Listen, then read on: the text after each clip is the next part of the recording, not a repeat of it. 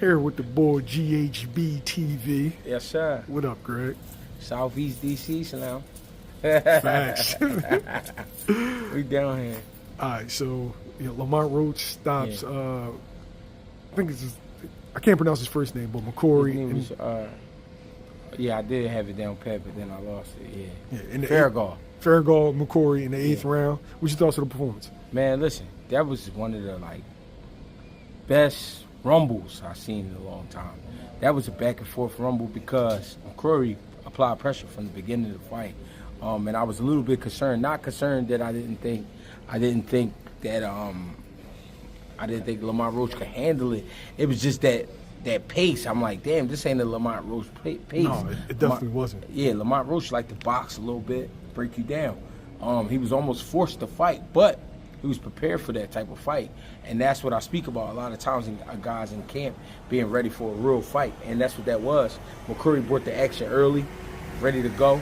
Lamont Roach landed a beautiful uppercut, I believe, in the 2nd round, or a hook.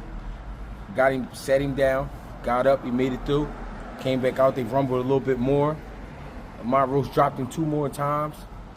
And I was surprised McCrory made it to the 8th. But the most surprising part was the corner stopped it. I thought the referee was going to jump in. For 2 rounds, I was literally waving my hand like, ref, come on, bro. Yeah, but it was the corner, so, you know what I mean? That lets you know what kind of fight it was. But it was a great fight. McCrory was undefeated. Lamont Roach took his O. I mean, shit, what more could you want for a hometown type of fight? That was a great fight. Was it one of those situations where the kid was too tough for his own good? That's exactly what it was. McCrory was putting himself in front of Lamont Roach and putting himself there to be hit with a lot of the shots he was getting hit with. I felt like if he would have been a little bit smarter, a little bit more patient, it would have been a more interesting fight. But it was still an interesting fight because of the pace of the fight. He was pushing the fight, and the pressure was incredible. And Lamont Roach was able to handle it. He was countering. He was landing little short shots to open up big shots. The left hook was on point. The uppercut was on point. I mean, what more could you ask for? Jay, when we rolled up in here tonight, we done seen like 3 or 4 of your former opponents. We got Jaron Ennis in the background. Yeah. You know what I'm saying? Lamont Fox. What was it like being with guys that you rumble? I mean, I run into them guys a lot. You know what I mean? So it wasn't nothing to me, but you know what I mean? It is funny. Like, damn, I fought this big motherfucker. Yeah. Lamont Fox. I wish I would have got that on camera. That was back in 2013. I fought both of them. And I fought them back to back. I fought Lamont Fox first, and then I fought Jaron Ennis after. I think like 2 months later. So, you know what I mean? It's cool. You know what I mean? They show love. They show respect. I mean, I show love. I show respect. It is what it is. You know what I mean? I feel like you get a lot of criticism for your boxing record, but people don't even understand the caliber of guy you went in there with. Like Jaron Ennis, unified champion? Yeah, for sure. At one time on some people's pound for pound list after that victory against Lara? Yeah, so, I mean, it don't mean nothing to me. I mean, when I say it don't mean nothing to me, I'm talking about the criticism. I don't care about that, you know what I mean? As long as them guys remember the experience, you know what I'm saying, that means more to me. You know what I mean? They acknowledge who I am and what we did that night. I acknowledge them and what they did in their careers, you know what I'm saying? It is what it is. It happened how it happened. What does that feel like, though, seeing a guy like – because I know when you got beef with dudes on the streets, it's different. Yeah. But with y'all, this is professional fighting. That's the sport part of it. The sport part of it is I respect what you brought to the table that night. You know what I mean? So you shake hands, Dan, what's up? You know what I mean? How you been? You know what I mean? It's regular shit. It ain't nothing like the streets when it comes to that aspect. But those actual nights, it is like the streets. I mean, so we getting busy. You know what I'm saying? We getting to it. So, I mean, it's fun though. It's fun to me. And then, you know, it let me know that I did my job. Because if I was a guy they just knocked out, they wouldn't acknowledge me at all. But you know what I mean? They know we got in there and we rumbled. You know what I'm saying? They got the wins, but that's the fight game. You know what I mean? And my circumstances wasn't the best. And, you know, I brought what I could bring to the table, and it meant something because they still acknowledge who I am. So I'm cool. You know what I mean? I feel good. Yeah. Next time we all together, I'm going to interview you and them. Yeah, that would be cool.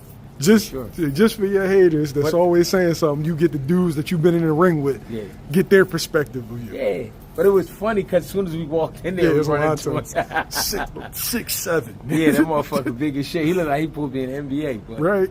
You know, it is what it is, man. We had a good time. We had fun down here, too. My man Mill City Boxing did an interview. Him, Zab, Bill Haney, Ryan Garcia hopped on. Yeah, that was crazy. What did you make of that, yo? Do you think Ryan helped this case or hurt this case? I was about to say that, Mill. He was kind of all over the place, you know what I mean? And it seemed like to me, like, if you really listen to him, he know what happened, but he don't want to say exactly what happened, and it's like he trying to put it on somebody else every time, like, you know what I'm saying? Or he try to point the attention to somewhere else, like, well, what about Victor Conte? Or, you know what I'm saying? What was the boy named Scooter? It was Scooter. Scooter gave me the pills. Like, come on, bro. Like, he was talking about whoever Scooter is. He was talking about Scooter like he didn't even know him, and he showed up with the supplements. And like, he was helping me lose weight. He was helping me lose weight. Like, that's crazy. Like, I don't know, man. Ryan's sketchy. You know what I'm saying? Bill, shout out to Bill for keeping it together, because I wouldn't have been able to keep it together, man. I need to see you. Like, what's up? Like, you know what I'm saying? But, you know, I don't know. Shit crazy. Yo, I remember Mill City doing the interview with Scooter first. Yeah. Right? This is a while back. Yeah. And then, you know, Ryan first started off with the Victor Conte, it's a conspiracy, it's the Illuminati. Yeah. No, it's Victor Conte. No, it's the New York State Athletic Commission. Yeah. And then, you know, no, my supplements was tainted. No, it's Scooter. Yeah. You know what I mean? So it's a hard situation to follow. Yeah. And that's why I wrote on X, a.k.a. Twitter, a while back, probably about a week ago, I wrote, we would see a lot better fights without all these scientists. You know what I'm saying? If y'all get all these dudes away from y'all, we wouldn't have these issues. And then guess what? If Ryan Garcia didn't do what he did, and he was more focused, and he just lost the weight where he was supposed to, it wouldn't be nothing to say. Won the fight fair and square. The fact that there was a Scooter, and whoever the fuck Scooter is and what he brought to the table, I mean, he fucked the game up. So y'all need to get these scientists away from y'all. You know what I mean? You don't need these guys. If you do it the right way, if you grind hard like you're supposed to, put the work in, you're going to be good. You know what I mean? Yo, we definitely in the trenches. Yeah, we in the trenches for sure. When we was pulling up, I saw some some bonnets. Yeah. You know what I'm saying? The little youngins running around. I said, oh yeah, Mill, we somewhere real right now. Yo, but as soon as we saw do-rags and bonnets, I don't know, I felt comfortable, bro. I felt more comfortable. Bro, we knew what it was. You know what I'm saying? But no, it was a great event, man. Yeah. Last question, Jay. Jaron Ennis. Yeah. David Avaneysan, July 13th. Absolutely. We about 2 weeks out. Absolutely. How you feeling about it? I'm excited, man. This is people don't understand, man. This is a big thing, man, for Philadelphia. It's a big thing for boxing, because I feel like we're looking at the new superstar of boxing. And Tank doing his thing. I ain't taking nothing away from Tank. Tank doing his thing. But Boots just got something with him, man. Boots got like some type of like control factor. Like when Boots get in that ring, he demand his respect, and he gonna do what he do. And I feel like, man, for Philadelphia, this is great, man. So people need to really pull up that night, show out. You know what I mean? Put your Sunday's best on, man, because we're going to have a good time, man. It's going to be a great night of boxing. Whole lot of chains and BBLs? Hey, I could do without the BBLs and the chains, but we're going to have a good time. You could do without the BBLs? Yeah, I don't really, that ain't my style. You like an old school squishy, Joe? Yeah, I'm old school. Pull the old school Chevy out, you know, let it warm up. Pull off. You know what I mean? I'm that type. You don't need the replacement parts? Nah. All original parts. I fuck with the value. I'm natural hair boy. I don't like the wigs and the lace wigs. I don't like all that. I'm natural boy. So, you know what I mean? We're going to have a good night, though, regardless of the fact. What do you need to see from Jaron Ennis as a boxing fan and as a coach and fighter?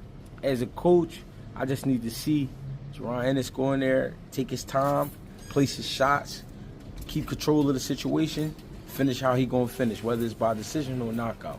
As a fan, I want to see a show. You know what I mean? I want to see the slow motion shit, the Matrix. I want to see all that. As a fighter, I just want to see a good fight. You know You know what I mean? That's all. Final prediction. Boots in his 4th round. 4th round? Yeah. You know people are going to try to use this as a measuring stick for a potential fight with him and Terrence Crawford. I mean, you really can't, because Crawford already did what he did and moved on and beat Spence. Moved on. He's getting ready to fight Israel Madrimov. Madrimov, yeah. So it's like, I'm done with the comparing. Boots Ennis is the new and next best thing. You know what I'm saying? Crawford probably gonna fight 2 or 3 more times. I don't think he's gonna fight Boots. And I ain't mad at him if he don't. But Boots is gonna hold it down for the next, I'm gonna say the next 12 years. I mean, it's gonna be something crazy. For me, if he doesn't fight Boots, I want to see Crawford ride off into the sunset with his O. Yeah, Crawford is a great fighter, and I don't think Madrimov got enough to beat him. I think he got enough to make it an interesting fight, but I think Crawford gonna beat Madrimov up, stop him in the 8th, 9th round. You know what I mean? But good fight. Madrimov strong, got a sharp right hand. You know what I mean? He fire it at will. Sturdy opponent, but I think Crawford get him out